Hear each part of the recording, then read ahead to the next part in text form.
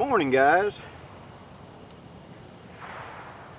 Drinking about a half a quart of hot chocolate this morning. You'll see the video where I'm talking about a wood stove coming up. But this morning, I want to give you an after-action report of the Silver Wolves first gathering, the first pack. It went really well, and let me say how it came about that we had 15 people sign up for the class, which I thought was very good for a very first class. And why did I say up to 50 the first time? Well, to be honest, I didn't know how many people were going to show up or how many wanted to show up, and that we were going to do the class as classes, but how many people just simply wanted to show up as like a meet and greet. We didn't want to do it as a meet and greet. We wanted to do it as a class, but you don't know, you know. And so there was such interest in it. I got so many emails from so many people that were really wanted to be part of this. And so we said it, etc. It was up there at James Bender's Waypoint Survival in Grand Union, Ohio. And it's just a spit outside Kentucky, so I kept messing up and calling it Kentucky because the mountains look like Kentucky. I think of Ohio as glacial flat and Kentucky as the mountains, so my mental screw up. But we had one lady and the students, and then we had one back out at the last minute before we even got there. That made 14.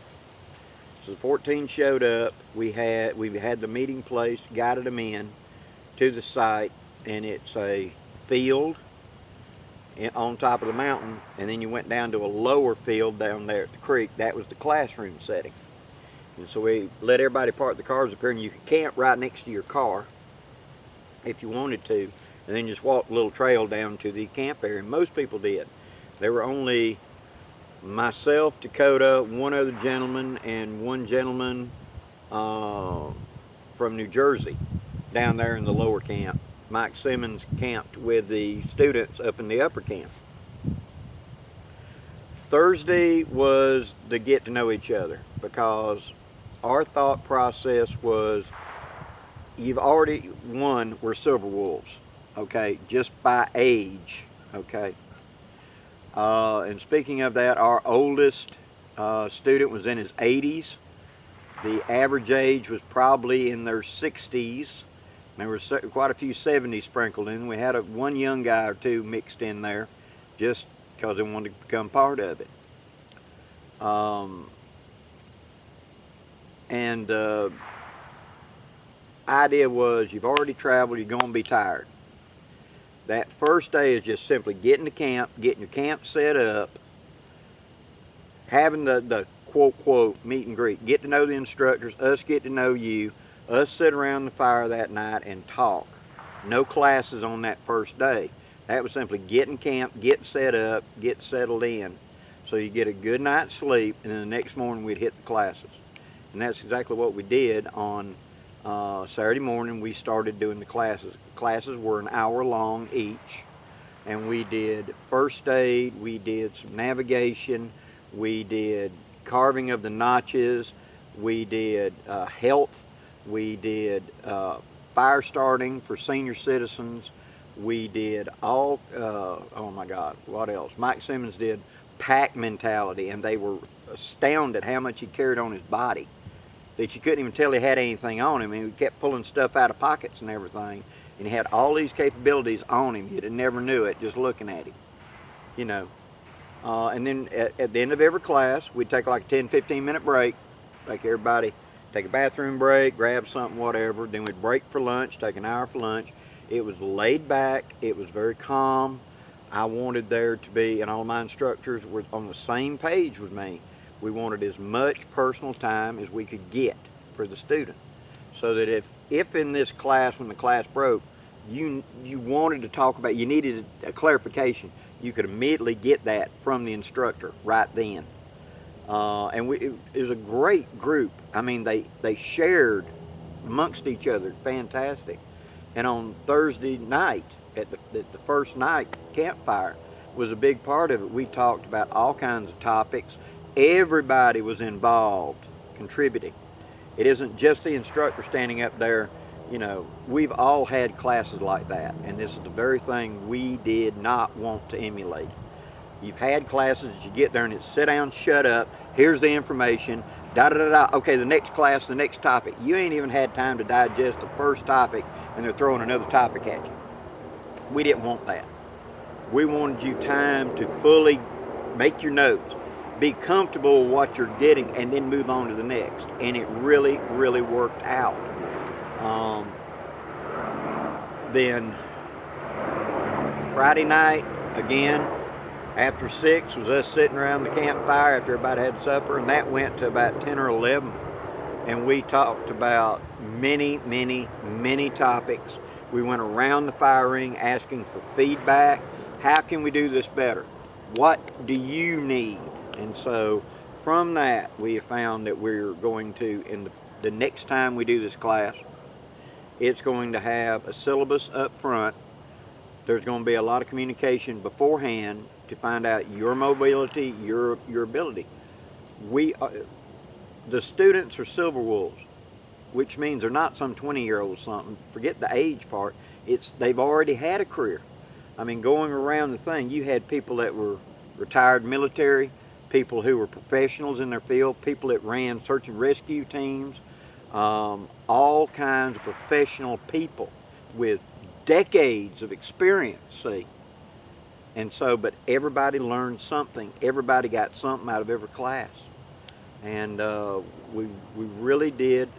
I'm very proud of what we did.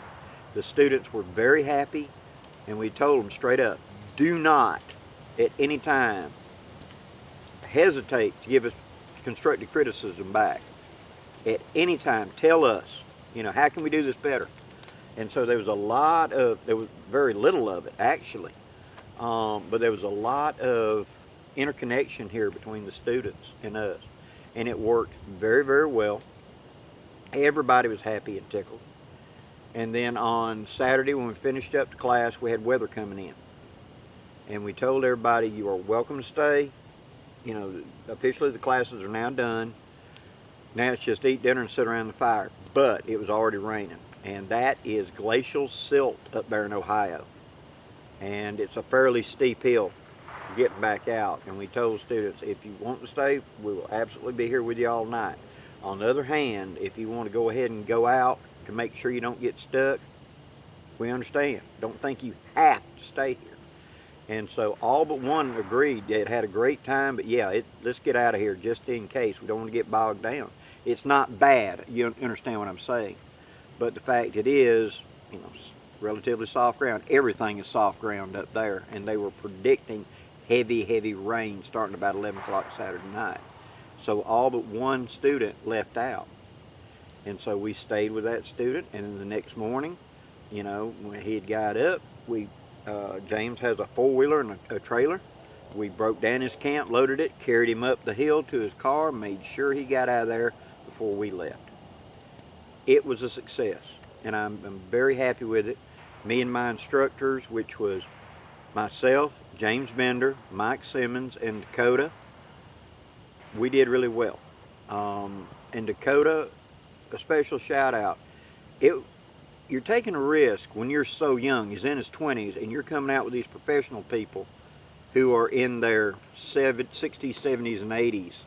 You know, are you going to come across as some little kid?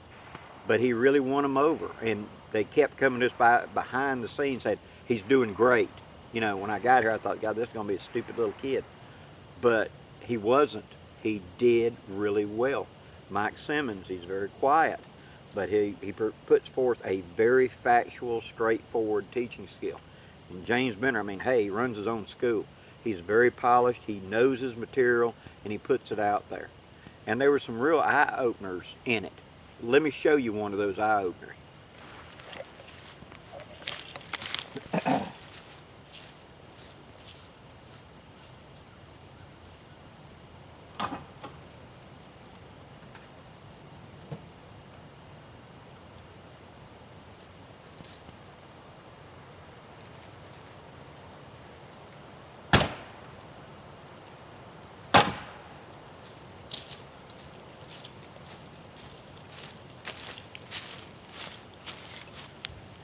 Okay, I had tasked James Bender with doing fire for people that had little or no mobility, old people that had trouble bending or getting down or whatever.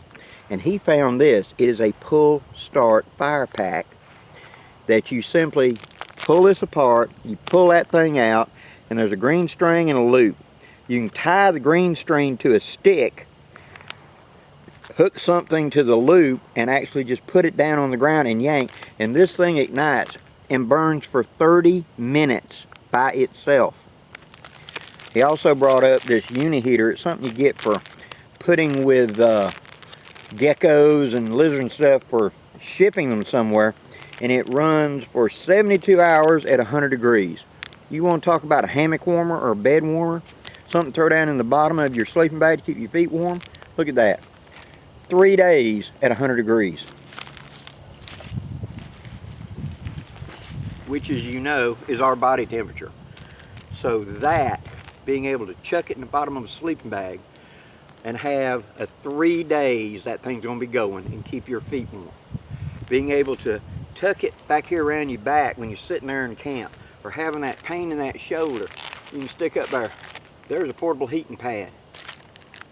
This pull starter, he demonstrated. Pop that thing off, it went, that flame's coming up that high, and for 30 minutes, literally, because this class is going to be an hour, it sat there in the classroom and burned the whole time. Super simple. It's called Pull Start Fire. James got them from someplace, you know, probably offline. But I had tasked each one of my instructors that we're going to have 4 classes definitely that we're putting on each. See, so I would have 1 in the morning, 1 in the afternoon on Friday, 1 in the morning, 1 in the afternoon on Saturday. Each one of them doing that. So there's 4 of us, so that's going to fill up a time slot, right? 4 of us do a class before lunch, 4 of us do a class after lunch each day. So that's 4, 4, 4, 4.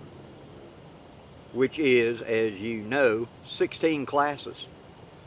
Plus, I tasked each one of the instructors have an additional up to 3 classes ready to go. So if we get here, because we didn't know our students coming in yet, we knew their name, but we don't know their experience, and we're prepared to present this class, and everybody there is already an expert in that class. There's no sense doing it. You would have an alternate you could instantly plug in. And so that's the way we set this up. It worked very, very well. Now, are we going to be doing another one? Yes, we will probably be doing another one at James in the fall like this next year, and we'll work out a date.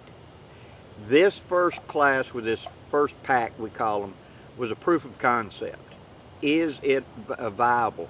Yes, I believe it is. Is there an audience for this? Yes, it really seems to work.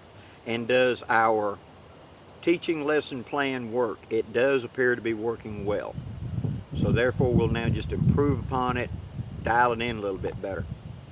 The tentative idea is in the spring, in April, and I will give you an exact date around Christmas because I got to judge my weather, but it's probably going to be somewhere around first or second week in April. Okay. I will be doing my gathering the first weekend of the gathering.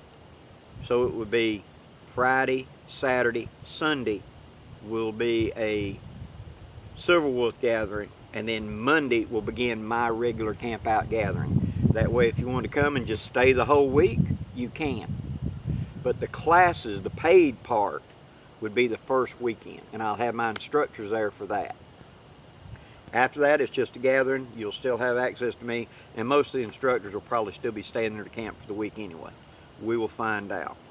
But that's just a tentative. We will iron out those details. We've got to make sure of my instructor schedules and whether or not they can be in, if I need to pull in another instructor to substitute, because bless his heart, James Bender's about to put another grandbaby on deck, and that's along the grandbaby line. So we may have to substitute there, but I have other instructors that I can pull in. Fuel the Fire group have already said they'd be glad to help me. with this. So we've got instructors, qualified instructors, and we've got location. So the tentative idea right now at this time that we're throwing out there is that there will be a one in the south in the spring and then a class in the north in the fall. Okay, that's tentative. So you silver wolves out there that said I didn't get to make it, but I would like to make one, there's going to be an opportunity in there. We will work out these details, and as I do, I'll bring them to you. Thank you very much for all your support, guys, and thank you to all the silver wolves that have made this possible. It's about you. It really is. There isn't anything out there specifically for the seniors, for the problems that we face as seniors, and we're trying to bring that for us. So thank you very much, and any classes, any ideas that you'd like to see, throw them in the comments. It'll help us out greatly. Till next time, guys, I'm Blackie, wishing you safe journeys. Have a great day, guys.